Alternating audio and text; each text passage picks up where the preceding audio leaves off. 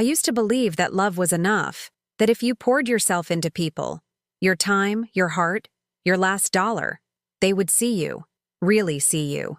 But I've learned something cruel in my 63 years.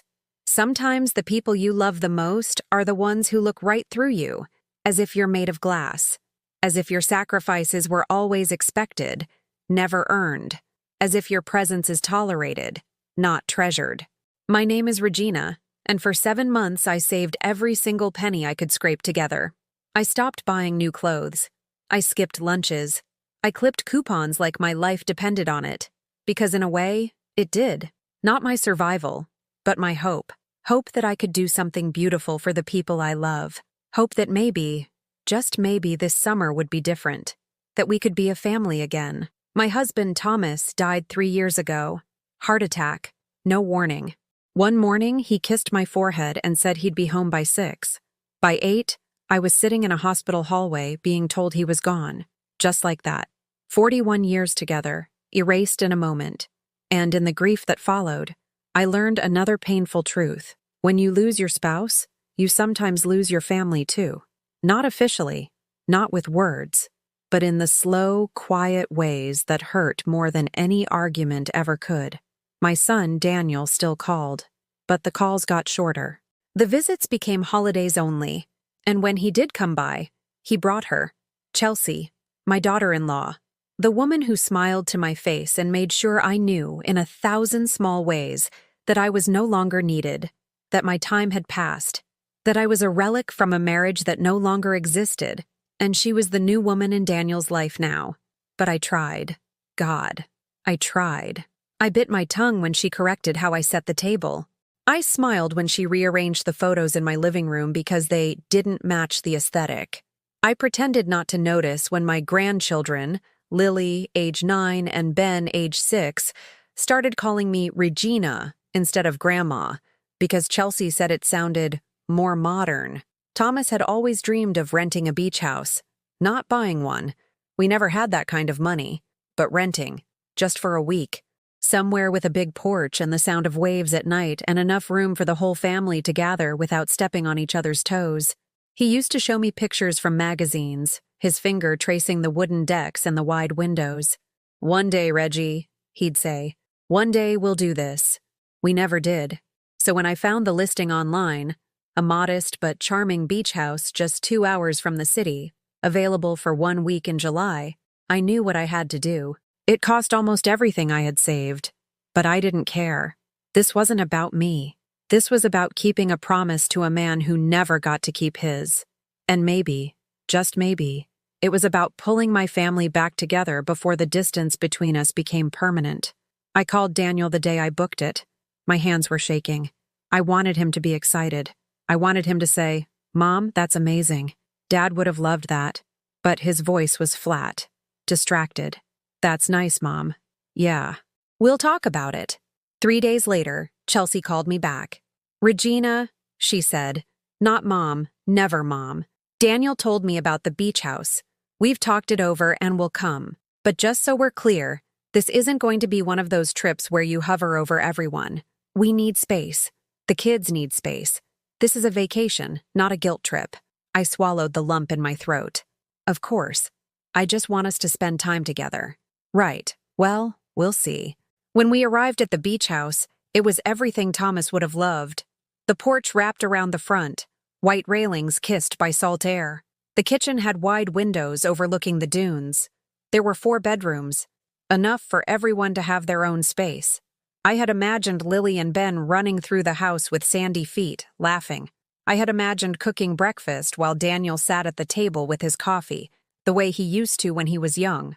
I had imagined, for once, feeling like I belonged again. But the moment we walked through the door, Chelsea made her first move. "This one," she said, dropping her bags in the master bedroom. "The largest one, with the ocean view and the private bathroom." I blinked. "Oh, I thought maybe—" "You thought what?" She turned, one eyebrow raised. Her tone was sweet, but her eyes were cold. "That you'd take the best room? Regina, you paid for the house. That's very generous. But let's not pretend this trip is about you." Daniel stood in the doorway, silent. He wouldn't look at me. No, of course not, I said quietly. I'll take the small room in the back. Chelsea smiled. Perfect. That's very understanding of you. The small room had no view, just a narrow bed and a single window that looked out at the neighbor's fence. I set my suitcase down and sat on the edge of the mattress, my hands folded in my lap. I could hear Lily and Ben running down the hallway, their laughter bright and carefree. I could hear Chelsea unpacking, giving orders to Daniel about where to put things. And I realized, with a sinking feeling I couldn't name, that I had made a terrible mistake. Not in renting the house, but in believing that love could be rebuilt with money and good intentions. That night, I cooked dinner. Spaghetti, Daniel's favorite when he was a boy. I made garlic bread from scratch and a salad with the dressing Thomas used to love. I set the table carefully, folding napkins the way my mother taught me, lighting a candle in the center, even though it felt silly. I wanted it to feel special. I wanted them to remember this. When I called everyone to the table, Chelsea arrived first. She looked at the settings and frowned. Regina, we don't do carbs after 6.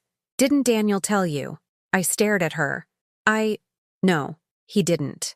She sighed, as if I were a child who had forgotten basic instructions. It's fine. The kids can eat it. We'll make a salad. Daniel said nothing. He sat down, his eyes on his phone. Lily looked at the spaghetti, then at her mother. Can I have some, Mom? Half a portion, Chelsea said. You don't want to get bloated before the beach tomorrow. My chest tightened. Lily was 9 years old. I served the food in silence. No one said thank you. No one asked how my day was. Ben ate quickly, excused himself, and ran back to his video game. Lily picked at her plate. Chelsea scrolled through her phone, showing Daniel pictures of something I couldn't see, both of them laughing softly at a private joke. And I sat there, in the house I had paid for, at the table I had set, eating the food I had made, completely invisible. After dinner, I washed the dishes alone. Through the window, I could see Chelsea and Daniel sitting on the porch with glasses of wine, their chairs close together, her hand on his knee. They looked happy, relaxed, like they were finally free of something burdensome, and I realized that something was me. If you're watching this and you understand what it feels like to be forgotten by the people you love most, please subscribe to this channel. We're trying to reach 1,000 subscribers, and it helps us keep sharing these stories. Also, comment below and tell me what city you're watching from. I'd love to know you're out there. That night, lying in the small bed with the window facing a fence, I stared at the ceiling and felt something crack inside me. Not my heart. That would have been too clean. This was deeper, older, like a foundation that had been slowly eroding for years. And tonight, finally, one too many stones had been removed. I thought about Thomas, about how he used to hold my hand under the dinner table, about how he'd wink at me when Daniel said something funny, about how, even in our hardest years, I never once felt invisible to him. And I thought about the woman I used to be, the one who believed that kindness was always enough, that patience would be rewarded, that love, real love, would always find a way to survive.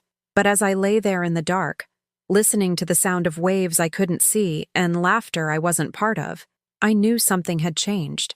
I wasn't that woman anymore. And this week I had sacrificed everything for, was going to be very different than I had imagined.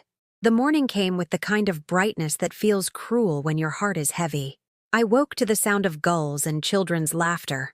Not my grandchildren, but the neighbors' kids playing in the sand. For a moment, before I opened my eyes, I let myself believe that today would be different, that maybe yesterday was just exhaustion from the drive, that maybe this morning, Daniel would knock on my door and ask if I wanted to take a walk on the beach with him, the way we used to when he was small.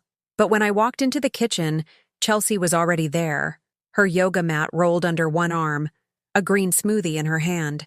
She looked me up and down, my old cotton nightgown, my bare feet, my hair still flat from sleep, and her expression said everything her mouth didn't need to. Morning, I said softly. She glanced at her watch. It's almost 9, Regina. Most of us have been up since 6. She said it like an accusation, like sleeping past dawn was evidence of moral failure.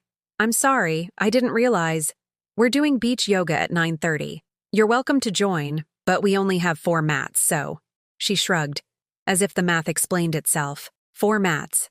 Daniel, Chelsea, Lily, and Ben. No room for me, not even a thought about making room. That's okay, I said, forcing a smile that hurt my face. I'll make breakfast. We already ate. She rinsed her glass in the sink and set it on the counter. Not in the dishwasher, which was right there, but on the counter for me to deal with. Protein smoothies. Much better for you than all that heavy food you made last night. She walked past me, her ponytail swinging, her yoga pants perfectly fitted, her entire presence a reminder that I was older, softer, less relevant. The door closed behind her with a soft click that somehow felt louder than a slam. I stood alone in the kitchen I had imagined filling with pancakes and laughter. Through the window, I watched them set up on the sand. 4 mats in a neat row, Daniel helping Ben with his posture, Chelsea adjusting Lily's form with the patience she never showed me. They looked like a magazine photo, the perfect family, complete without me. I made myself a cup of coffee and sat at the table. The house was so quiet. I could hear the clock ticking in the hallway, the refrigerator humming, my own breathing. I thought about calling my sister Margaret back home. But what would I say? That I had spent 7 months of savings to feel more alone than I'd felt in my own empty house? I decided to go for a walk instead.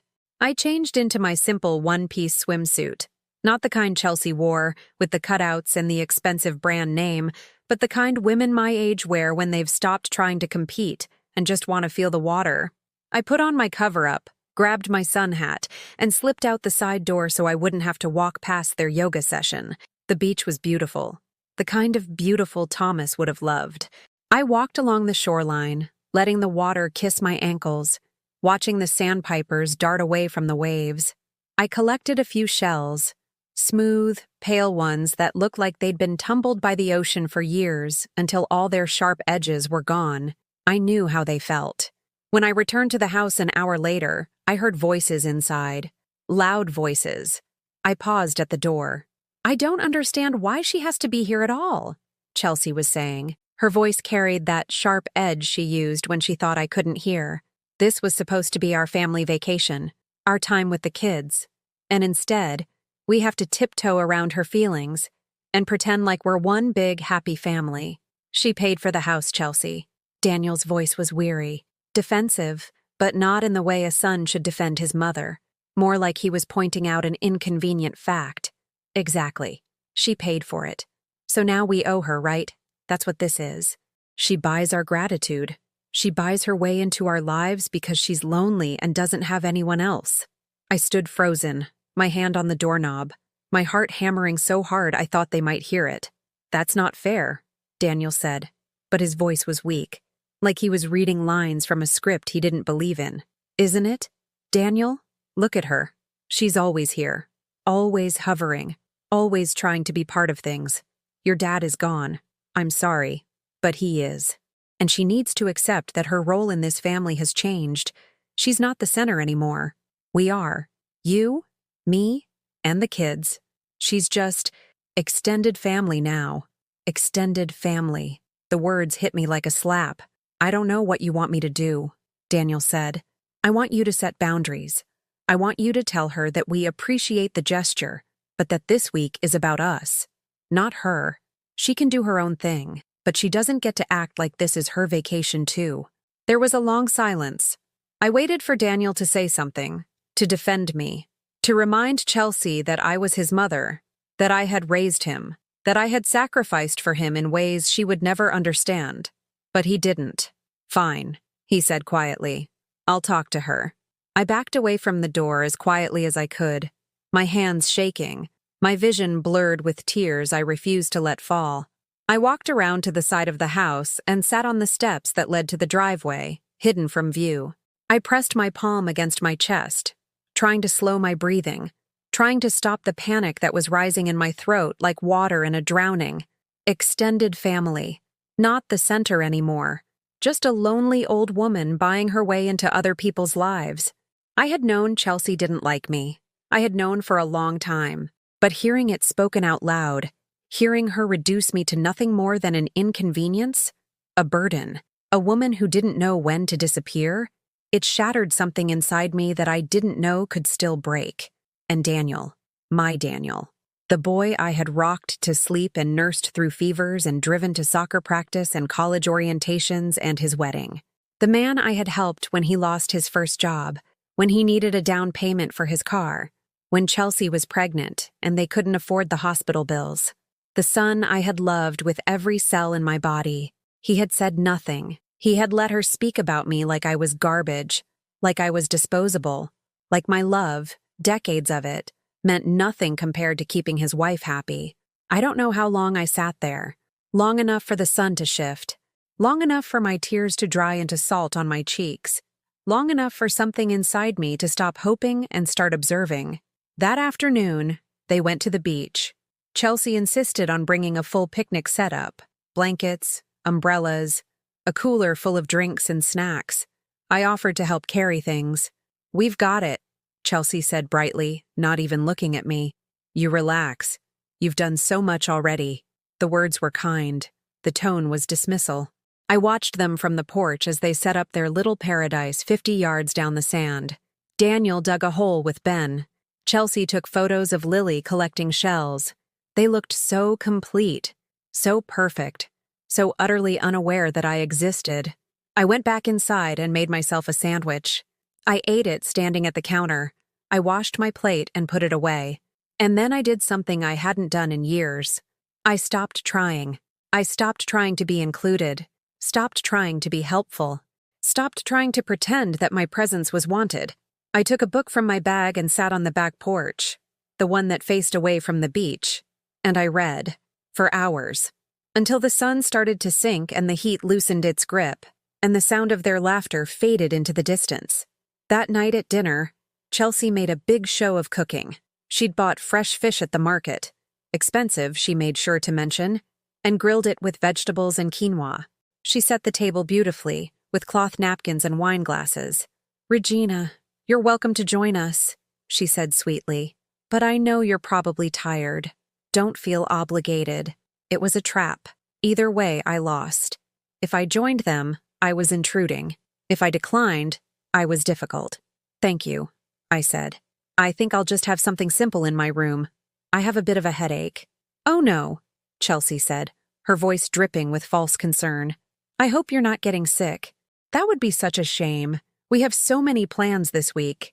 Plans I wasn't part of. She didn't have to say it. I made myself a bowl of soup and took it to the small room with the window that looked at the fence. I sat on the bed and ate in silence, listening to their voices in the dining room, the clinking of glasses, the scrape of forks on plates, Lily telling a story, Ben's high laugh, Daniel asking for seconds, Chelsea saying something I couldn't hear that made everyone laugh. A family, whole and happy and complete, without me. I set the bowl down and looked at my hands. Old hands. Hands that had worked so hard for so long. Hands that had given everything and were now empty. And I thought about Thomas. About what he would say if he could see this. I thought he would tell me to leave, to pack my bag and go home and let them have their perfect week without me. But then I thought about something else. Something Thomas used to say when people underestimated him at work. When they thought he was just a quiet man who wouldn't fight back. "Reggie," he'd say with that small smile of his, "the quietest people see the most." And for the first time since we'd arrived, I stopped trying to be seen, and I started watching. The next morning, I woke before anyone else. Not because I wanted to, my body just wouldn't let me sleep anymore. There's a special kind of exhaustion that comes from being unwanted. It sits in your bones and keeps you awake, even when your mind begs for rest. I made coffee quietly and sat on the back porch watching the sunrise.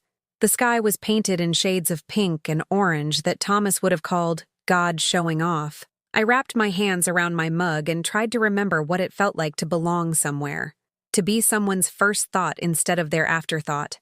I heard footsteps behind me. For a moment, just a foolish, hopeful moment, I thought it might be Daniel, that maybe he couldn't sleep either, that maybe he'd come to apologize for his silence, for letting Chelsea speak about me that way. But it was Lily. She stood in the doorway in her pajamas, her hair tangled from sleep, holding a stuffed rabbit she'd had since she was 3. She looked at me with those big brown eyes, Daniel's eyes, and for a second I saw my son as he used to be, before Chelsea, before the distance, when he was still mine. "Grandma?"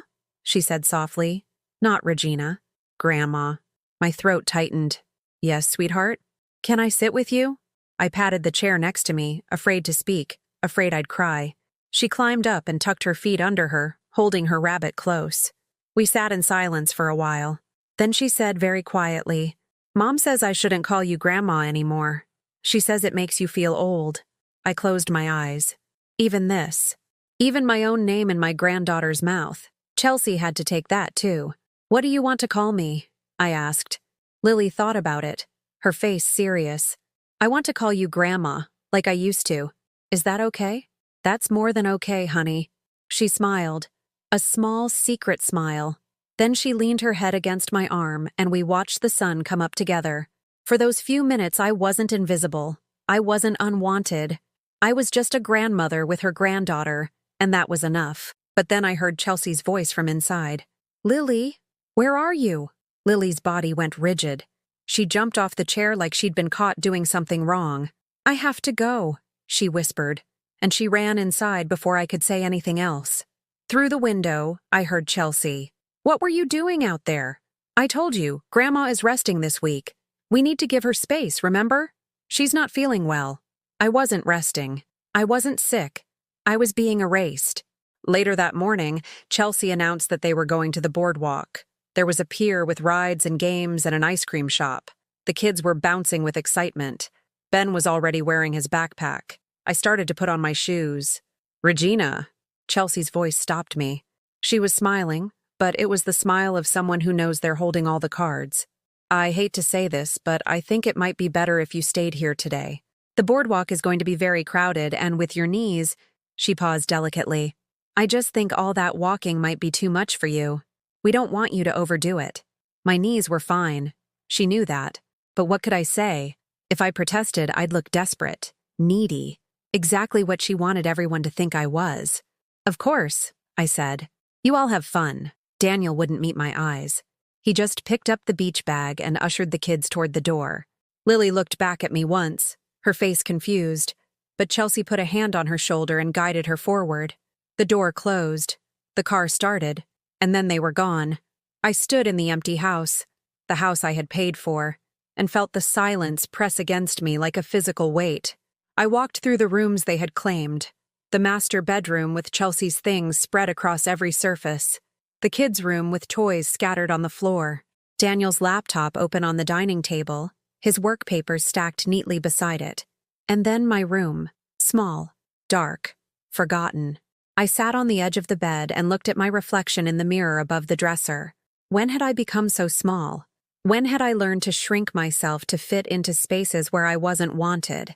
When had I started apologizing for existing? I thought about leaving, just packing my bag, calling a taxi, going home. Let them have their perfect vacation without the burden of my presence. But something stopped me. Maybe it was pride. Maybe it was stubbornness. Maybe it was the memory of Thomas saying, "Don't let them make you small, Reggie. You're worth more than that." So I stayed, but I started paying attention in ways I hadn't before. That evening when they returned, the kids were exhausted and sunburned. Chelsea was irritated. Apparently, Ben had thrown a tantrum and Daniel had embarrassed her by giving in and buying him the toy he wanted. "You undermine me constantly," she snapped at him while I was in the kitchen pretending not to hear. "In front of the children, Daniel. Do you know how that makes me look? I just didn't want him to cry in the middle of the store. So you reward bad behavior. Great parenting." I glanced through the doorway. Daniel's jaw was tight. His hands were clenched. He looked like a man who'd been having this same argument for years and had long ago stopped believing he could win. Chelsea turned and saw me. Her expression shifted instantly, from angry wife to gracious hostess. "Regina, we missed you today.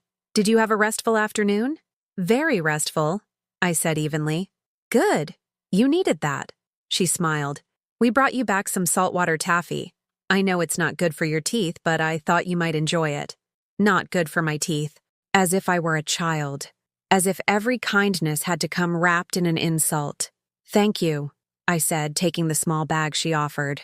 That night at dinner, pizza they'd picked up on the way home. I watched them more carefully.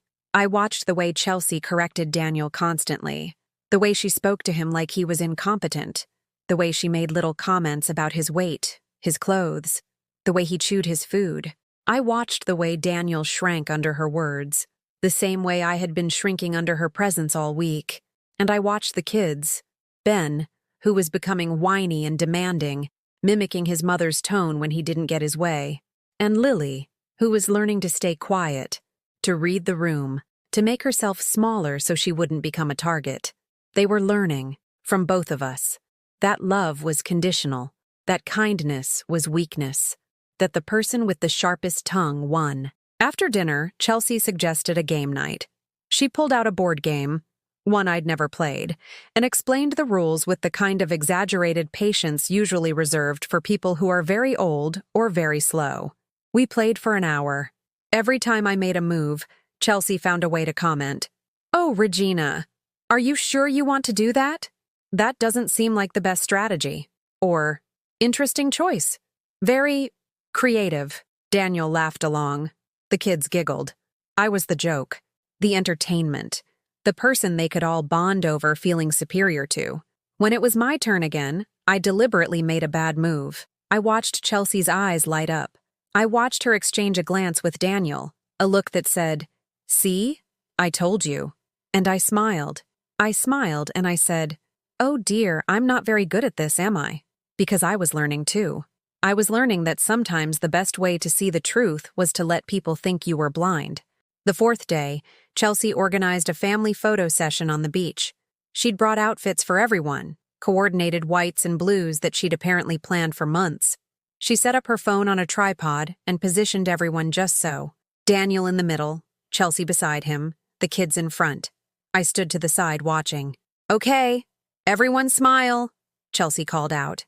They took 10 photos, 20. Chelsea checked each one, deleting the ones where someone blinked or Ben wasn't looking at the camera. I wasn't in a single one.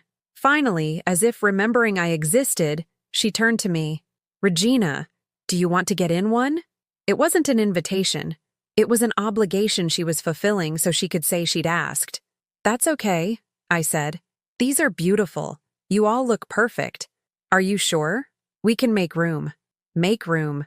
As if there was no room for me unless they squeezed me in. As if I were an addition, not a part. "I'm sure," Chelsea shrugged. "Okay, suit yourself. Later." I saw her posting the photos online. "Perfect family beach vacation," she wrote. "Making memories with my loves. My loves. Not our family. Not the kids' family. Hers." I wasn't in the photos, so I didn't exist. That night, I couldn't sleep. I lay in the dark room staring at the ceiling, listening to the ocean I couldn't see, and I felt something shifting inside me. Not breaking. It had already broken. This was different. This was the sound of pieces rearranging themselves, of something new forming from the ruins of what used to be. I had spent 3 days trying to be invisible because I thought that would hurt less. But invisibility isn't protection. It's erasure. And I was tired of being erased. I got out of bed and walked quietly to the kitchen. I poured myself a glass of water and stood at the window looking out at the dark beach. Somewhere out there, in the house I'd paid for, my son was sleeping next to a woman who despised me. My grandchildren were dreaming in rooms I'd provided, and I was standing alone in the dark, wondering how my love had become so worthless to them. But I wasn't wondering anymore. I knew. They had never valued it because I had never required them to. I had given and given and given, asking nothing in return. And people don't cherish what costs them nothing. I had taught them that I was disposable. But I could teach them something else. I just had to be patient. I just had to wait for the right moment. And I had to be very, very quiet. Because the quietest people see the most. And I had seen everything. The 5th morning arrived with clouds. Heavy gray clouds that matched the weight in my chest. I heard Chelsea complaining before I even left my room. "This is ridiculous. We drove all this way for beach weather. And now we're stuck inside with..." She stopped herself, but I knew how that sentence ended. Stuck inside with her. I stayed in my room longer than usual that morning. Not because I was hiding, but because I needed time to think. Time to feel the full weight of what I'd learned over these past days. I sat on the edge of my bed, still in my nightgown, and I let myself feel it all. The rejection, the humiliation, the erasure, and beneath all of that, something else. Something that tasted like metal in my mouth. Something that felt like steel forming in my spine where there used to be only softness. When I finally emerged, they were all in the living room. Chelsea had set up activities for the kids, coloring books and puzzles spread across the coffee table. Daniel was on his laptop, working despite promising this would be a vacation. The rain drummed against the windows like impatient fingers. "Good morning," I said. Chelsea looked up, and I saw it. That flash of annoyance before she remembered to smile. "Good morning, Regina. Sleep well? It's almost 11. Almost 11. Another small barb. Another reminder that I was lazy, useless, taking up space. Very well, thank you. I made myself breakfast, toast and tea, and sat at the kitchen table. Through the doorway, I could hear them. Chelsea was telling the kids a story about when she was young. She was animated, funny, engaging. The kids laughed. Daniel looked up from his computer and smiled. She was a good mother. I could see that. Attentive, creative, involved. She was everything I had tried to be with Daniel, and probably more, and that made everything worse somehow, because it meant this wasn't about her being a bad person. This was about her deciding I was unnecessary, redundant, a relic from a previous generation that no longer had value. "Mom used to take me to the beach when I was little," Daniel said during a lull in Chelsea's story. I froze, my teacup halfway to my lips. Chelsea's smile tightened. "That's nice, honey." "Yeah," Daniel continued, and I heard something wistful in his voice, something that sounded almost like the boy he used to be. We'd build these elaborate sandcastles. She was really good at it. She'd spend hours helping me get them just right. "How sweet," Chelsea said, her tone indicating it was anything but. "Lily, honey, which color do you want for the roof?" The conversation moved on. The moment passed, but I had heard it. That tiny crack in Daniel's armor. That small ember of memory that Chelsea couldn't quite extinguish. The afternoon dragged on with an oppressive heaviness that had nothing to do with the weather. Chelsea suggested a movie, and they all piled onto the couch in the living room, the couch that had been taken from my old house, the one I'd bought with money saved from extra shifts. There wasn't room for me, or so it seemed by the way they arranged themselves. Chelsea stretched out on one end. The kids nestled in the middle. Daniel sat on the floor with his back against the couch. I sat in the armchair to the side, the one that faced slightly away from the television, the one where I could barely see the screen. Halfway through the movie, Ben wanted popcorn. Chelsea sighed dramatically.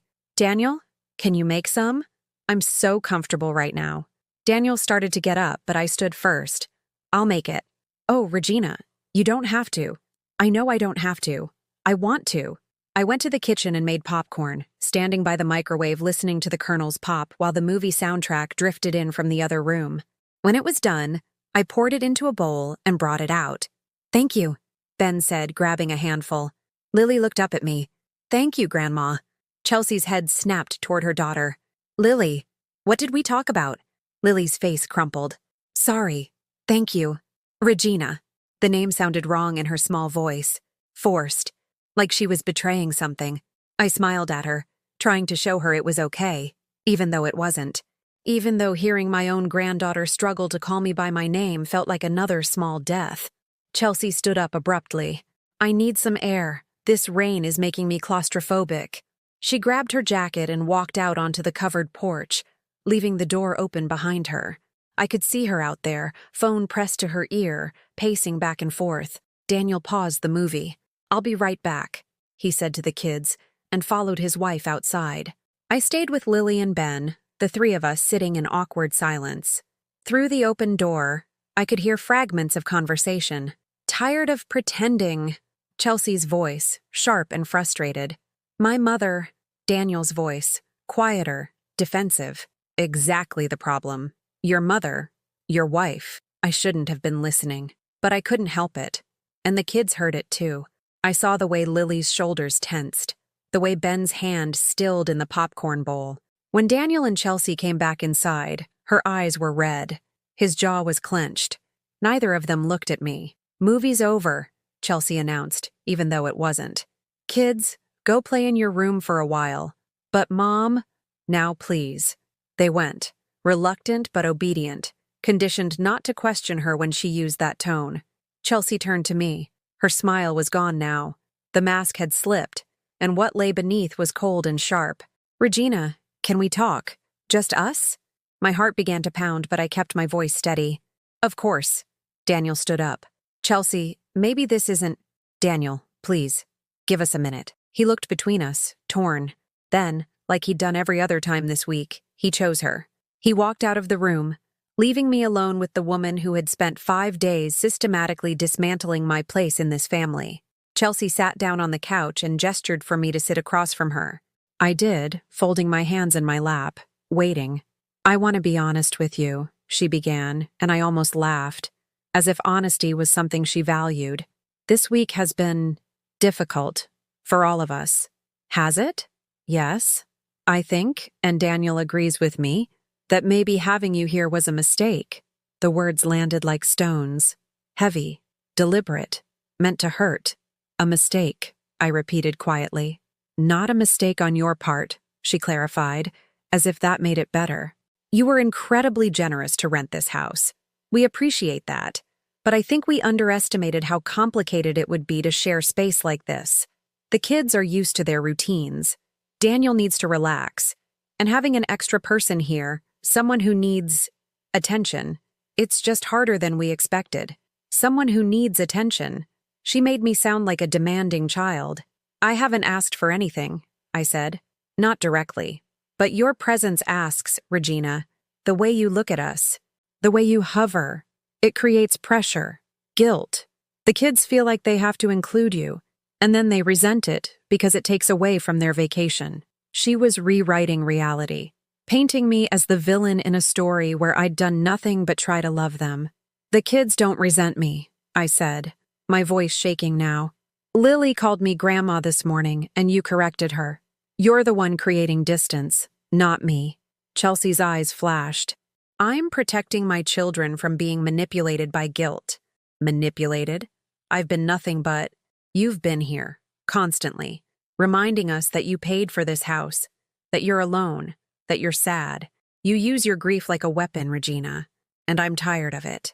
The room tilted. I gripped the arms of the chair to steady myself. "That's not true," I whispered. "Isn't it? Why did you really rent this house? For us? Or because you wanted to force us to spend time with you? Because you wanted to play happy family one more time before you have to accept that Thomas is gone and that role doesn't exist anymore?" Her words cut deeper than anything she'd said all week, because buried in the cruelty was a sliver of truth I'd been avoiding. I had wanted this week to bring us back together. I had wanted to matter again. But wanting to matter wasn't manipulation. It was human. "I rented this house," I said slowly, each word measured and deliberate, "because my husband dreamed of this before he died, because I wanted to honor him, and because I loved all of you enough to spend every penny I'd saved to give you something beautiful. That's not manipulation, Chelsea. That's love. Love that comes with strings is just control. I never asked for anything in return. You didn't have to ask. It's implied. We're supposed to be grateful. We're supposed to perform gratitude. We're supposed to pretend that everything is fine between us when it's not. And whose fault is that?" I asked, and I heard my voice rising despite my best efforts to stay calm. "I've tried, Chelsea. For years I've tried. I've bitten my tongue. I've backed off. I've given you space. What more do you want from me? To disappear completely?" She didn't answer immediately. She just looked at me with those cold eyes, and in that silence, I heard the answer she wouldn't say out loud. Yes, that's exactly what she wanted. Finally, she spoke. "I think it would be better for everyone if you went home early. Tonight, maybe. Or tomorrow morning. We'll stay the rest of the week. You can have some peace. We can have our family time. And everyone wins." I stared at her. "You want me to leave? I think it would be healthier. For all of us. The house is in my name. I paid for it." "I know. And will reimburse you for the remaining days." She was buying me out. Of my own vacation. Of my own family. "What does Daniel say about this?" "Daniel agrees. I want to hear him say it. She smiled, a thin, bitter smile. Of course. Daniel? He appeared in the doorway like he'd been waiting just out of sight. His face was pale. He wouldn't look at me directly. Daniel, I said, my voice breaking now, all pretense of control gone. Do you want me to leave? He shifted his weight from one foot to the other, opened his mouth, closed it, looked at Chelsea, looked at the floor. I think maybe it would be easier, Mom, for everyone. We're all on edge and I'm not on edge. I've been trying to stay out of your way. I know, but it's just complicated. Complicated. My love had become complicated. I stood up. My legs felt weak, but I forced them to hold me. I see, I said quietly. I walked past both of them to my small room with the window that faced the fence. I closed the door and sat on the bed. My hands were shaking. My whole body was shaking. They wanted me gone. My son. The child I had carried and birthed and raised and sacrificed for. He wanted me gone. I looked around the small room that had been my prison all week. At my suitcase still packed because I'd never really unpacked. Some part of me knowing I didn't belong here. At the shells I'd collected from the beach sitting on the dresser, smooth and worn and fragile. And I thought, I could leave. I could pack my things and call a taxi and go home and never speak to them again. I could let them win. But something stopped me. Maybe it was pride. Maybe it was stubbornness. Maybe it was the memory of Thomas's voice saying, don't let them make you small. Or maybe it was something else entirely. Something I'd been carrying all week without knowing its name. It wasn't anger yet. It wasn't even determination. It was clarity. I knew exactly who they were now. I knew what they thought of me. I knew the truth beneath all the polite words and forced smiles. And I knew something they didn't. I wasn't done yet. But I would be very, very quiet about what came next. Because the storm was coming, and it would be one they never saw approaching. I didn't leave that night. Or the next morning. I stayed in my small room and let them think I was packing. Let them think I was broken. Let them think they had won. But I wasn't packing. I was thinking. I was remembering. I was planning. I sat on that bed with the window facing the fence. And I thought about every sacrifice I'd made. Every time I'd worked a double shift so I could help Daniel with rent when he was between jobs. Every time I'd babysat the kids for free while Chelsea went to her yoga retreats and spa weekends. Every time I'd bitten my tongue when she criticized my cooking, my clothes, my house, my life. I thought about the college fund I'd started for Lily and Ben. $2,000 I'd saved penny by penny from my Social Security checks. Money Chelsea didn't know about because I'd wanted it to be a surprise. A gift for their futures. I thought about the life insurance policy Thomas had left me. $50,000 that I'd been saving for emergencies, living on almost nothing so I wouldn't have to touch it. Money that Daniel assumed I'd already spent. Money that Chelsea had probably calculated would eventually come to them. I thought about the power I'd been sitting on without realizing it. Because when you spend your whole life being told you're powerless, you forget to notice when that changes. I opened my laptop, the old one Daniel had given me years ago when he upgraded, the one that still worked fine even if it was slow, and I started researching. Tenants' rights, rental agreements, legal obligations. I read for hours, the blue light of the screen, the only illumination in my dark room. While outside my door, I could hear them laughing, celebrating my surrender. Around midnight, when the house was finally quiet, I emerged. I made myself a cup of tea and sat at the kitchen table with my laptop and a notebook. I wrote down names, numbers, facts, dates, everything I'd observed this week, every conversation I'd overheard, every small cruelty I'd endured. I wasn't writing it out of anger, not yet. I was writing it because Thomas had taught me something important during his years in business. Documentation is power. Memory can be disputed. Facts on paper cannot. When I finally went back to bed, just before dawn, I felt different. Not happy, not healed, but purposeful. For the first time in 5 days, I had something other than pain to focus on. The next morning, I woke early again and dressed carefully. Not in my usual casual clothes, but in the nicest outfit I'd brought. A blue dress Thomas had always liked. Simple but elegant. I did my hair. I put on lipstick. I looked in the mirror and saw someone I'd almost forgotten, a woman who still had value, whether or not anyone else recognized it. When I walked into the kitchen, Chelsea was already there with her morning smoothie. She looked at me, and I saw the surprise in her eyes. She'd expected me to emerge defeated, packed and ready to slink away. "Good morning," I said pleasantly. "Morning," she said cautiously. "I thought you'd be getting ready to leave." "I've decided to stay." Her smoothie glass paused halfway to her lips. "Excuse me?" "I'm staying. For the rest of the week. As planned." I poured myself coffee, taking my time, letting the silence build. This house is in my name. The rental agreement is in my name. And I've decided that I'm going to enjoy the vacation I paid for. "But we agreed." "You suggested. I've decided differently." I sat down at the table and met her eyes directly. "You're welcome to stay as well, of course. There's plenty of room. But I won't be leaving." Chelsea's face went through several expressions. Surprise, anger, calculation. "Daniel," she called out, her voice sharp. "Daniel, can you come here, please?" He appeared in the doorway, already looking tired even though the day had barely started. "What's wrong? Your mother says she's not leaving." He looked at me, confusion written across his face. "Mom, I thought we talked about this. I thought you understood." "I understand perfectly, Daniel. I understand that you'd like me to leave so you can enjoy this house without the inconvenience of my presence. But I've decided that I'm going to stay. This is my vacation too." "That's incredibly selfish," Chelsea said, her voice rising. "After everything we discussed, after we explained how uncomfortable this is for everyone." "Uncomfortable for you," I corrected gently. "Not for everyone. The children seem fine. In fact, Lily specifically asked to spend time with me yesterday morning." "Before you stopped her," Chelsea's eyes narrowed. "Don't you dare try to turn my children against me. I'm not turning anyone against anyone. I'm simply staying in a house I rented with my own money. If that makes you uncomfortable, Chelsea, you're free to leave." The air in the kitchen felt electric. Daniel stood frozen between us, looking like he wanted to disappear.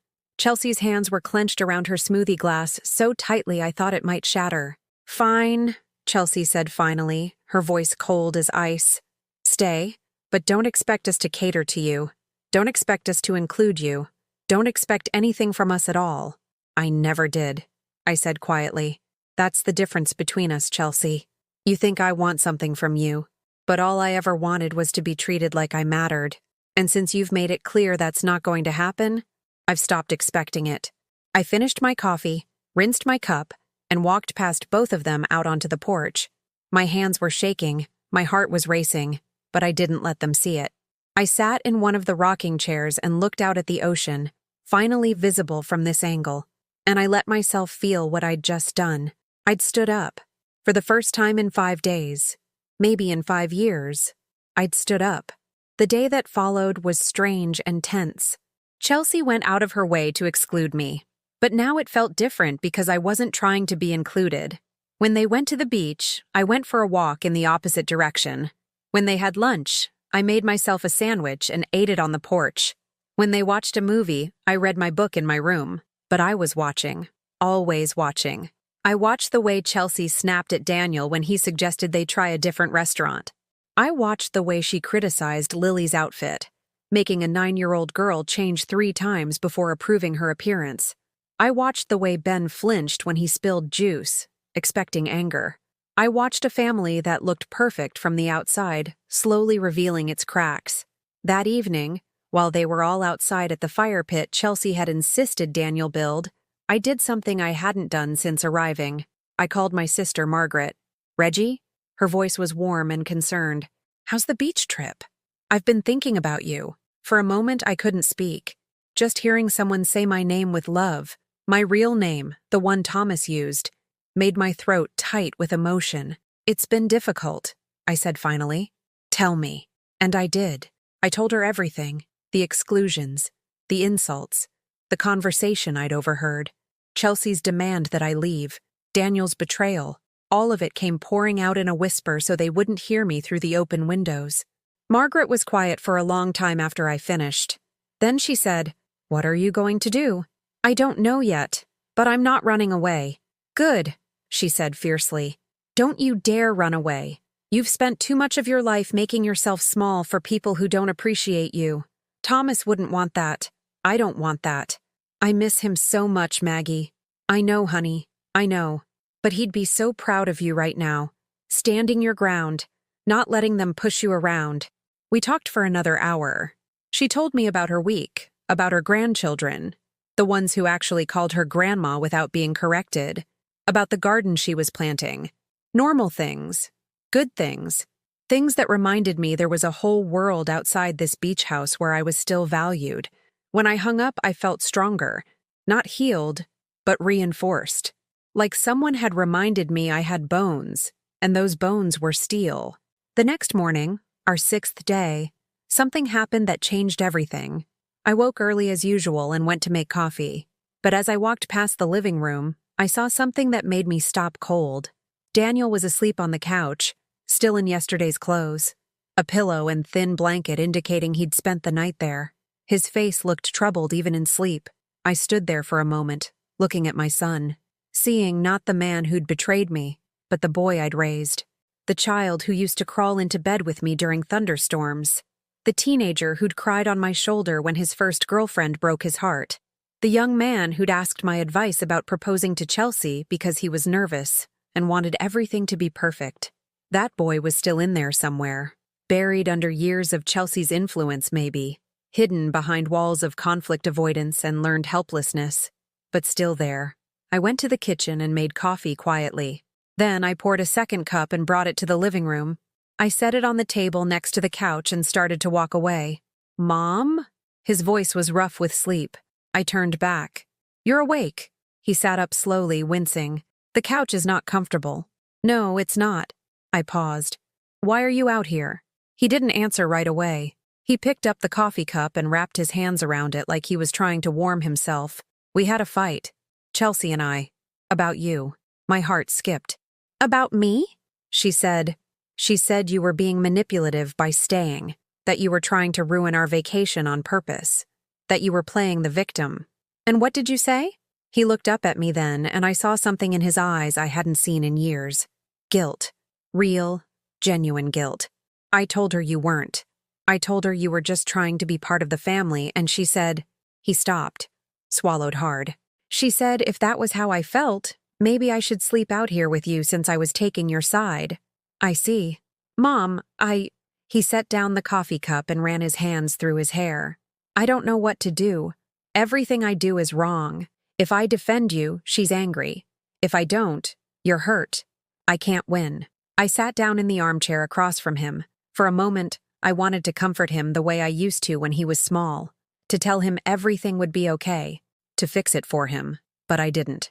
"Daniel," I said quietly, "you're 40 years old. You're not a child caught between fighting parents.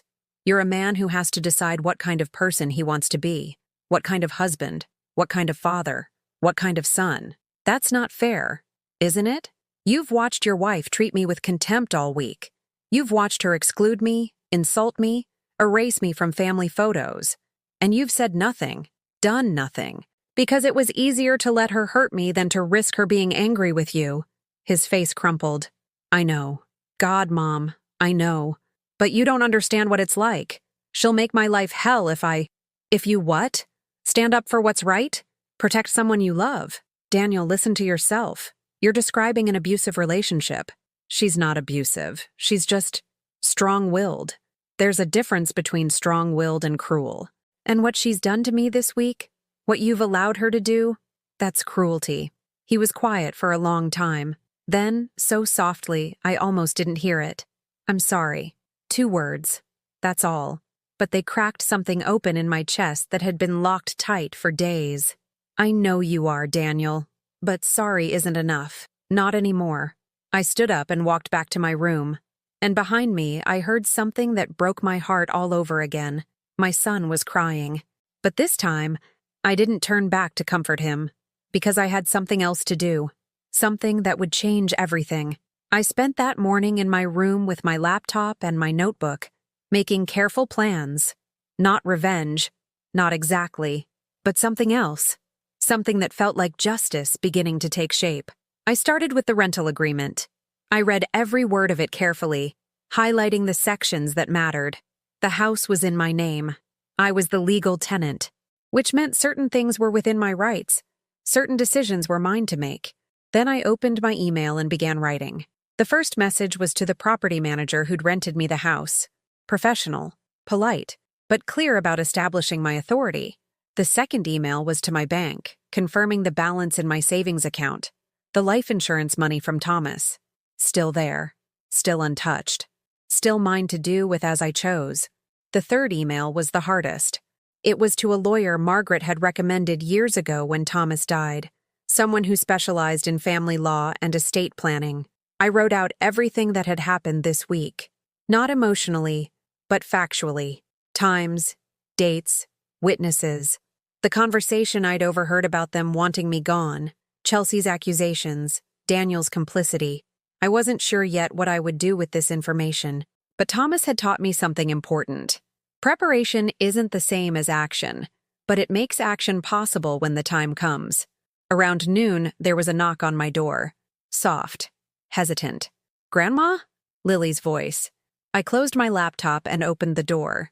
She stood there in her swimsuit, her hair in 2 braids, holding a plastic bucket and shovel. "Hi, sweetheart. Mom and Dad are fighting again," she said, her voice very small. "I don't want to be inside. Will you come to the beach with me?" My heart broke and healed simultaneously. Of course. Let me get my things. We walked to the beach together, just the two of us. Lily took my hand without me asking, her small fingers wrapping around mine. We found a spot away from where Chelsea had set up their usual territory, and we began to build a sandcastle. "You're really good at this," Lily said, watching me shape the towers with the careful precision Thomas had taught me all those years ago. "Your daddy and I used to build castles like this when he was your age." "Really? Really?" He loved it. We'd spend hours making them as elaborate as possible. Towers and moats and bridges. Lily was quiet for a moment, concentrating on her own tower. Then, "Mom says you're sad all the time because Grandpa died." I kept my hands moving, shaping the sand. "I miss him very much, but I'm not sad all the time. She says that's why we can't call you Grandma anymore. Because it makes you think about when Grandpa was alive and then you feel bad." I stopped working and looked at this little girl, so earnest, so confused, trying to make sense of adult cruelty disguised as kindness. "Lily, sweetheart, can I tell you the truth?" She nodded. "When you call me Grandma, it doesn't make me sad. It makes me happy. It reminds me that even though Grandpa is gone, I still have people I love. I still have you and Ben. Being your grandma is one of the best things in my life." Her eyes welled up. "Then why did Mom say—" Sometimes adults say things that aren't quite true because they think it's easier than explaining complicated feelings. "Your mom didn't want to hurt you. She thinks it's better this way. But it's not better. I don't like calling you Regina. It feels wrong. I know, honey. But sometimes we have to do things that feel wrong because the adults in our lives ask us to." I touched her cheek gently. "But here's something important. When you're older, when you can make your own choices, you'll remember this. You'll remember that you wanted to call me Grandma, and you'll know that I never stopped wanting to be that for you." She threw her arms around me suddenly, fiercely, getting sand all over both of us. "I love you, Grandma." I held her tight, this precious child, and let myself cry quietly where she couldn't see my face. "I love you too, sweetheart." So much. We built our castle for another hour. We decorated it with shells and made a moat that filled with water when the waves came in. We laughed when Ben came running over, curious about what we were doing, and helped him add his own tower to the structure. And from her spot up the beach, I could feel Chelsea watching us. I didn't look at her. I just kept playing with my grandchildren, kept being present for them, kept showing them that love didn't have to come with conditions or corrections or cruelty. That evening, something shifted in the house. Chelsea was quieter than usual. She made dinner, grilled chicken and salad, and for the first time all week, she set a place for me without being asked. "Thank you," I said when I sat down. She nodded curtly but didn't respond. Daniel looked between us nervously, like he was waiting for an explosion that never came. The kids ate quickly and asked to be excused. And then, it was just the three of us at the table. the silence heavy with everything that hadn't been said. Finally, Chelsea spoke. The kids seem to like you. It wasn't an accusation exactly, but it wasn't warm either. I like them too. Lily told me you built a sandcastle together. She said it was the best one she'd ever made. There was something in her voice I couldn't quite identify. Not quite jealousy, but close. She's very creative. She has your artistic eye. Chelsea's fork paused halfway to her mouth. It was the first compliment I'd given her all week. Maybe the first one I'd ever given her. She didn't know what to do with it. Thank you, she said finally. We finished dinner in silence. But it was a different kind of silence. Not hostile. At least not as hostile. Just careful. Like we were both aware we were walking on new ground and neither of us knew the rules anymore. After dinner, I did something I hadn't done all week. I offered to help clean up. It's fine, Chelsea said automatically. I've got it. I know you've got it. But I'd like to help anyway. She looked at me for a long moment, searching for the trap. But there wasn't one. I just wanted to be useful. To contribute. To exist in the same space without it being a battle. Okay, she said cautiously. You can dry. We worked side by side at the sink, her washing, me drying. The mundane rhythm of it. Pass the plate, dry the plate, put it away. Felt almost meditative. Normal. Like maybe we were just two women cleaning up after dinner instead of enemies in an undeclared war. I talked to Daniel, she said suddenly. About this morning. About the fight. I kept drying, waiting. He thinks I've been too hard on you. Have you? She was quiet for a moment. Maybe. I don't know. It's complicated. It doesn't have to be. Doesn't it? She rinsed a glass with more force than necessary. You're his mother. I'm his wife. Those things are always complicated. Only if we make them that way. She handed me the glass. Our fingers brushed briefly. You don't like me very much, do you? The question surprised me with its directness. I thought about lying, about offering platitudes. But I'd spent all week being quiet and accommodating, and where had that gotten me? I don't know you very much, I said honestly. You've never let me. Because every time I try to have a relationship with you, it feels like I'm competing with a ghost. With Daniel's memories of you. With this perfect mother narrative he has in his head. I was never perfect. I know that. But he doesn't. Or he doesn't want to remember the imperfect parts. And it makes it impossible for me to measure up. I set down the glass and looked at her. Really looked at her. She was younger than I'd been when I had Daniel.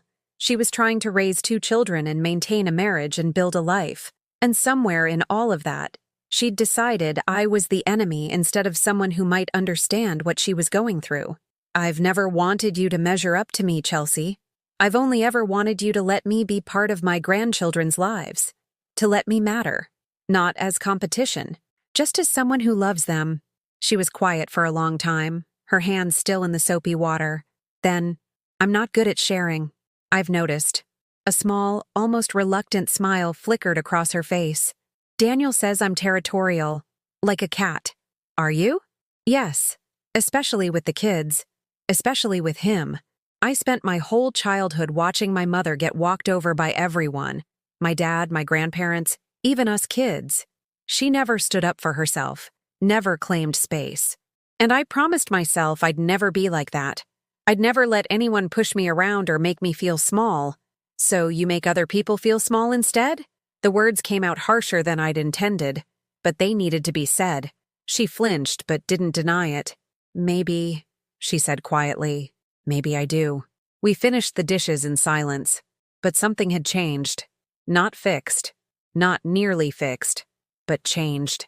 Like a door that had been locked for years had opened just a crack, and light was coming through. That night, I couldn't sleep. I kept thinking about what Chelsea had said, about her mother, about her fear of being weak, about how all her cruelty came from the same place my silence came from, a desperate need to protect ourselves from being hurt. Around midnight, I got up and went to the kitchen for water. The house was dark and quiet. But as I passed the living room, I saw a figure sitting on the porch in the moonlight. Daniel. I hesitated, then opened the door and stepped outside. Can't sleep? I asked. He shook his head. Too much on my mind. I sat down in the chair next to him. For a while, we just looked out at the ocean, silver in the moonlight, the waves endless and patient. I've been thinking, he said finally. About Dad. About what he would say if he could see us now. My throat tightened. What do you think he'd say? I think he'd be disappointed in me, in how I've let you be treated, in how I've avoided conflict instead of standing up for what's right. He turned to look at me, and in the moonlight, I could see tears on his face. I'm sorry, Mom. I'm so sorry. I know. I don't know how to fix this. I don't know how to make Chelsea understand. I don't know how to be a good husband and a good son at the same time. You're not a child, Daniel. You don't have to choose between us like we're divorced parents fighting over custody. You just have to be honest, with both of us, about what you want and what you're willing to accept. What if what I want isn't possible? What do you want?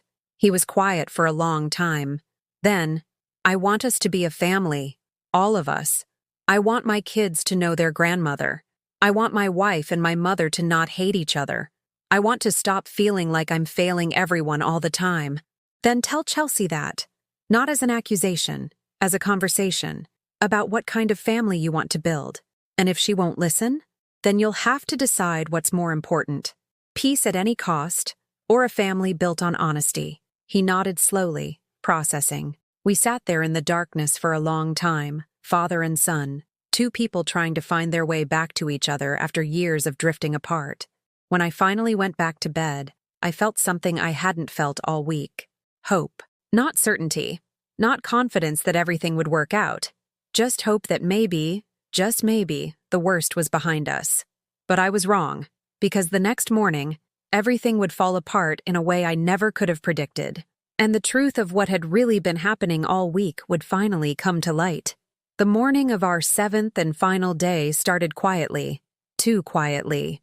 I woke with an uneasy feeling in my chest, the kind of premonition that comes when you've lived long enough to recognize the silence before a storm. I found Chelsea in the kitchen, and something was different. Her face was composed, but her eyes were cold, calculating. Whatever softness had emerged between us the night before had vanished completely, replaced by something harder and more dangerous. "Good morning," I said cautiously. "Is it?" She didn't look at me as she poured her coffee. "I've been thinking all night, Regina. About our conversation, about everything that's happened this week. And I think I've been too easy on you." The words landed like ice water. "I don't understand." She turned to face me then, and I saw it. The mask was completely off now. Whatever game she'd been playing last night, whatever vulnerability she'd shown, had been replaced by pure, cold strategy. "You think you're so clever, don't you? Staying when we asked you to leave, winning over the children, having those private little conversations with Daniel on the porch. You think you're reclaiming your place in this family. Chelsea, I'm not trying to—" "Yes, you are. That's exactly what you're doing. But here's what you don't understand, Regina.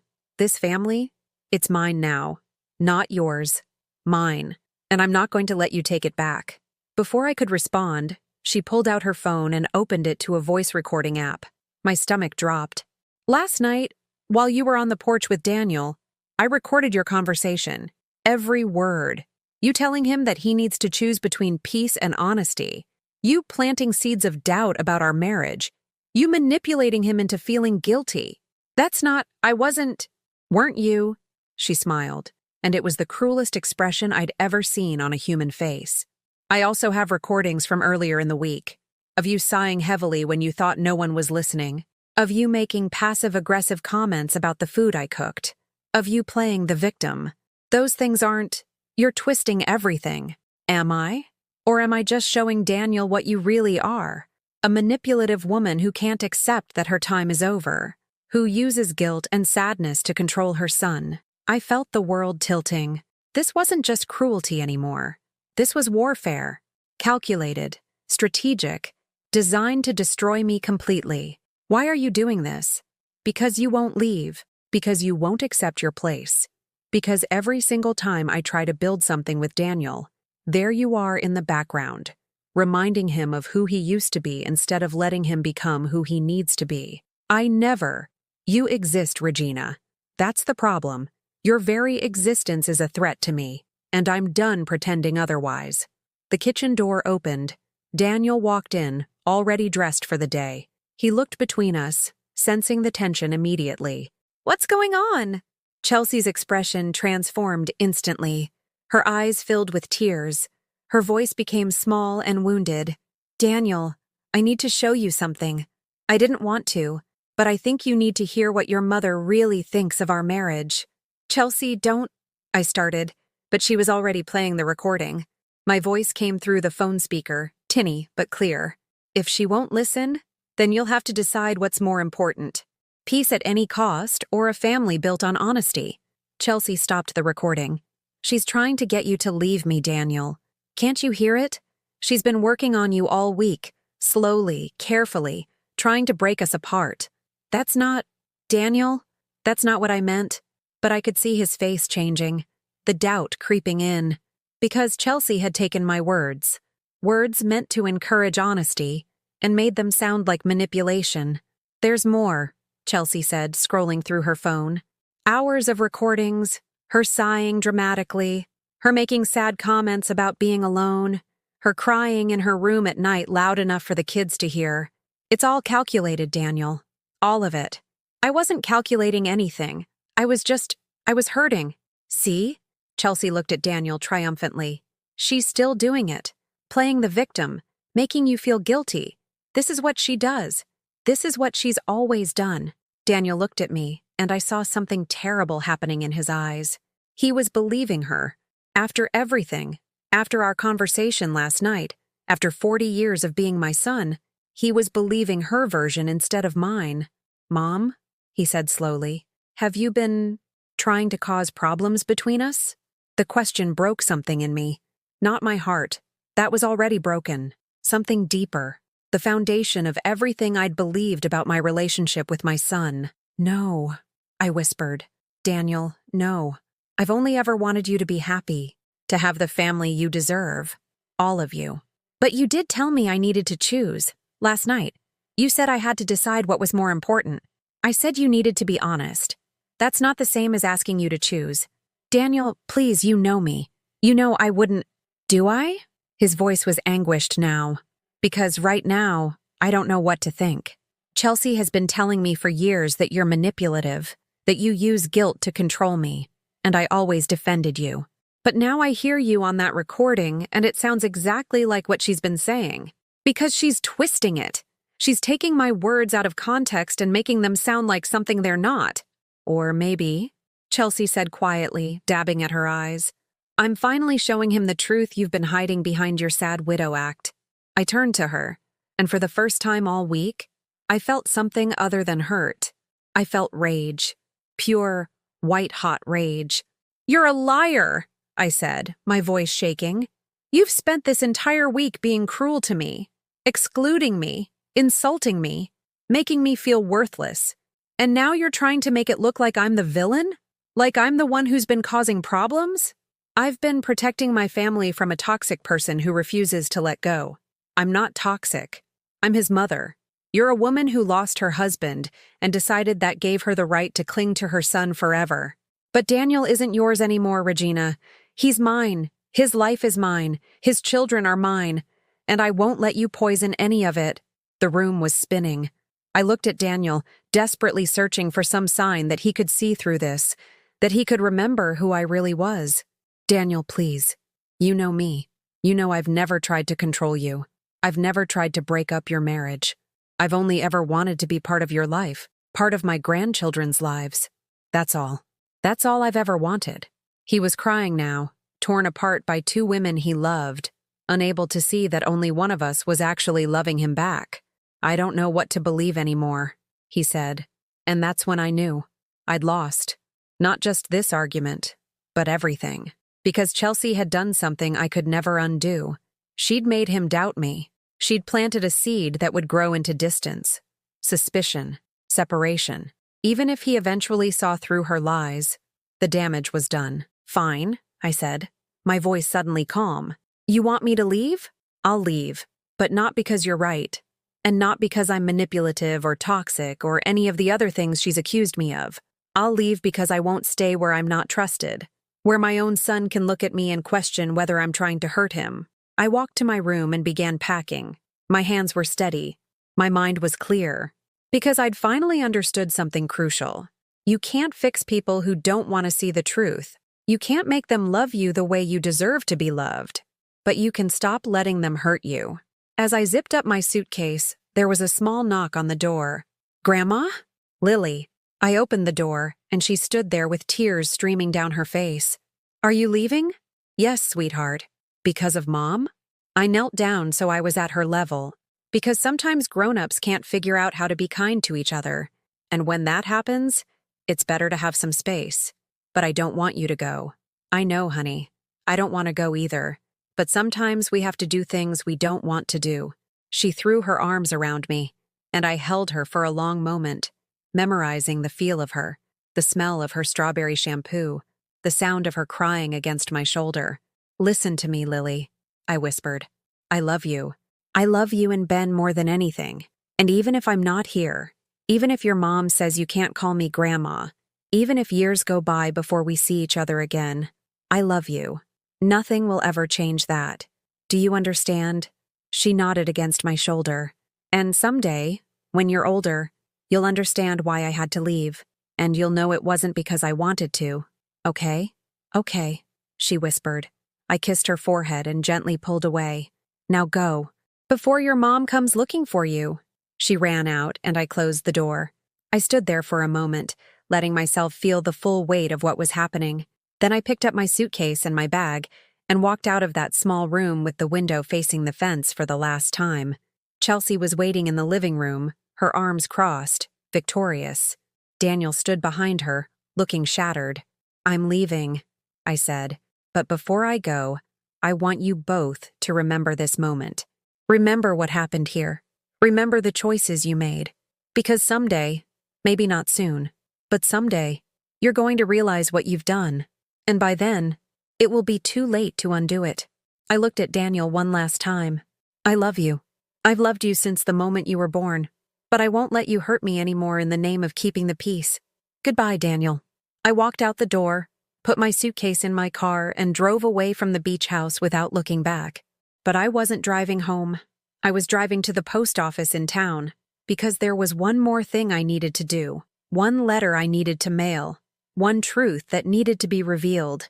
And when they received it, everything would change. Because Chelsea had made one critical mistake in all her calculating cruelty. She'd assumed I was powerless. But I still had one card left to play, and I was about to play it. The post office was quiet on that Thursday morning. I stood at the counter with 3 envelopes in my hand, each one carefully addressed, each one containing a truth that needed to be told. The first envelope was addressed to Daniel. Inside was a letter I'd written the night before, after our conversation on the porch. Before everything fell apart. Before Chelsea's recordings and accusations. In it, I'd written everything I should have said years ago. How much I loved him. How proud I was of the man he'd become. How I never wanted to control his life but only to be part of it. I'd written about his father, about the dreams Thomas had for him, about the legacy of love we'd tried to build. But I'd also written something else. Something I'd discovered while going through old documents, looking for the rental agreement, bank statements from the joint account Thomas and I had maintained. Statements showing every deposit I'd made over the years to help Daniel and Chelsea, the down payment for their car, the hospital bills when Lily was born, the loan for their wedding that was never meant to be repaid, $15,000 over 7 years. Money Chelsea had never known about because Daniel had told her it came from his bonuses at work. Money I'd given freely, quietly, because that's what mothers do. I included copies of every statement, every deposit slip, every note Thomas had written documenting what we'd given and why. Not to demand repayment, that money was a gift, but to show Daniel the truth about who had been manipulating whom. The second envelope was addressed to Chelsea's mother, Patricia, a woman I'd met only twice, but whose phone number I'd found in Chelsea's emergency contacts list written on a notepad left carelessly on the kitchen counter. Inside was a letter asking her, mother, to talk to her daughter, to explain that cruelty dressed up as strength is still cruelty, that protecting yourself doesn't require destroying others, that the cycle of pain she'd experienced, being walked over, being made small, shouldn't be perpetuated by teaching her daughter to make others small instead. I didn't attack Chelsea in that letter. I simply told the truth about what had happened, and I asked Patricia if she still had any influence with her daughter to help her understand that there was another way to be strong, a way that didn't require someone else to be weak. The third envelope was addressed to myself. A copy of everything: the bank statements, the rental agreement showing I was the legal tenant, the timeline I'd documented of every conversation, every exclusion, every cruelty, and a note from the lawyer Margaret had recommended, confirming my legal right to decide who was welcome in that beach house for the remainder of the rental period. I'd ended the rental early by mutual agreement with the property manager that morning. But what Daniel and Chelsea didn't know, what they wouldn't know until they tried to stay the final day, was that I'd documented everything with the management company.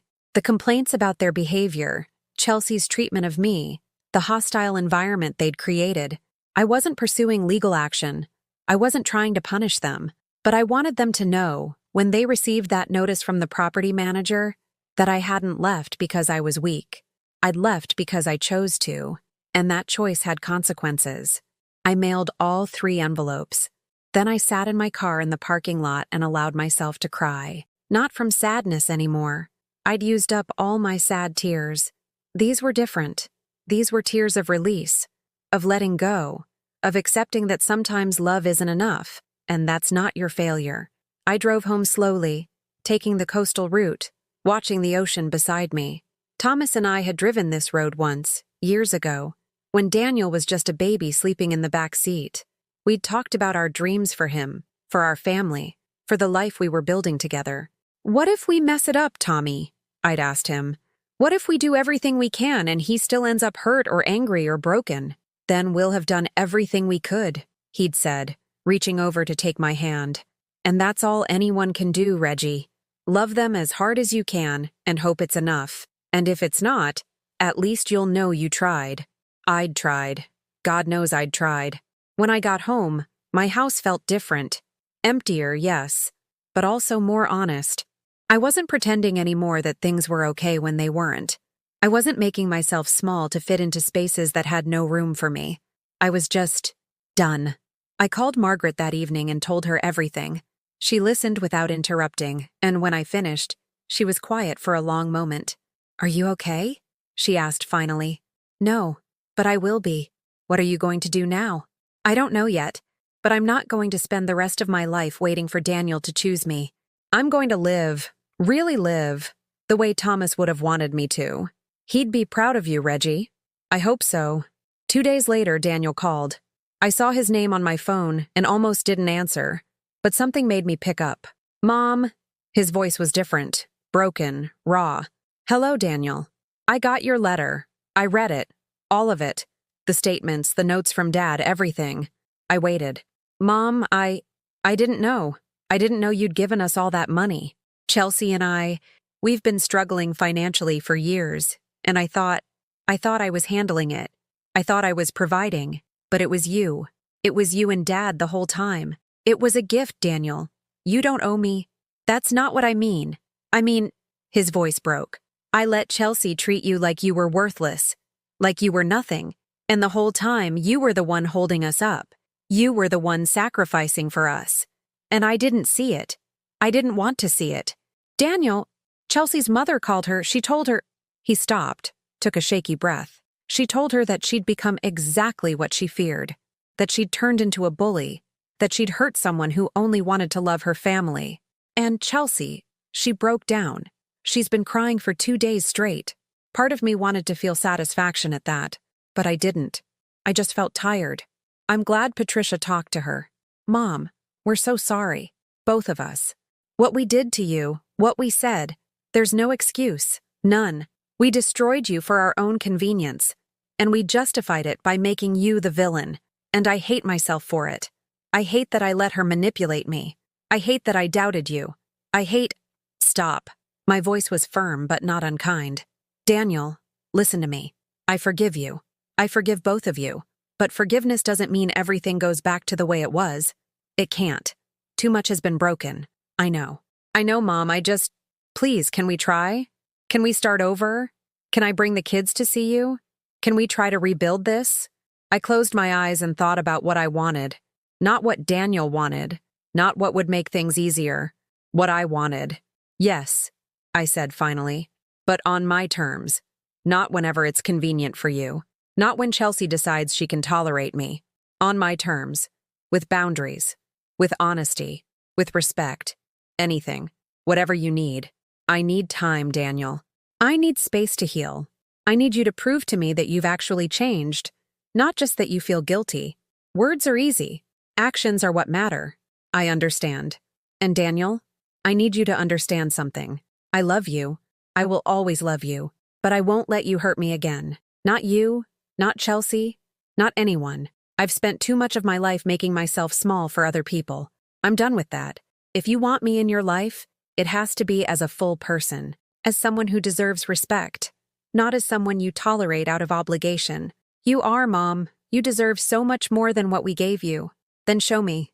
Not today, not tomorrow, but over time. Show me.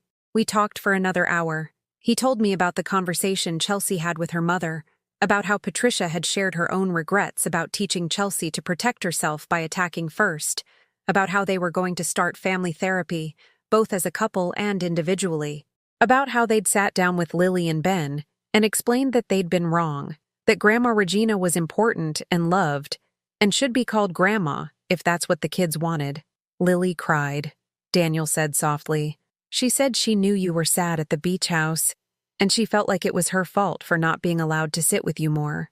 She's 8 years old, Mom, and we made her feel guilty for loving you. My heart ached for my granddaughter. Tell her it wasn't her fault. Tell her Grandma loves her. Tell her I'll see her soon. When? When I'm ready. Not before. 3 weeks later, they came to my house. Not to stay, I wasn't ready for that. But for lunch. Daniel brought flowers. Chelsea brought a handwritten letter, 10 pages long, apologizing for everything she'd done and said. Lily and Ben brought drawings they'd made of our sandcastle. We sat in my backyard, the 5 of us, and we talked. Really talked. Chelsea cried and apologized and explained her fears without making excuses. Daniel owned his cowardice and his enabling, and I listened. I didn't absolve them easily. I didn't pretend everything was fine, but I let them try, because that's what Thomas would have wanted.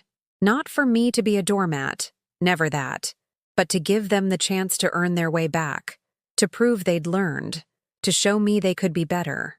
At the end of the visit, Lily climbed into my lap. Grandma, she said, testing the word cautiously, making sure it was still okay. Yes, sweetheart? Will you come to my birthday party next month? We're having it at the park, with sandcastles. I looked at Daniel and Chelsea. They nodded, hopeful, but not presumptuous. I'll be there, I said. And I was. And it wasn't perfect. There were awkward moments. There were things that still hurt. But it was real. It was honest. And slowly, carefully, like building a sandcastle one handful at a time, we began to rebuild. 6 months later, I did something I never thought I'd do. I went on a trip with Margaret to Italy. Something we'd talked about for years but never done because I was always waiting for life to happen to me instead of making it happen. We walked through ancient cities and ate amazing food and laughed until our stomachs hurt. And one evening, sitting at a cafe in Rome watching the sunset, Margaret raised her wine glass. To Thomas, she said, for teaching you that you deserved better. To Thomas, I echoed, and to learning that sometimes the quietest people see the most. And when they finally speak, everyone has to listen. I post pictures from my trip on social media. I start a small business making handcrafted items. I volunteer at a community center teaching art to children. I live. I truly live. And Daniel and Chelsea and the kids are part of that life, but they're not all of it. Not anymore. Because I learned something important on that awful week at the beach house. I learned that love without respect is not really love at all.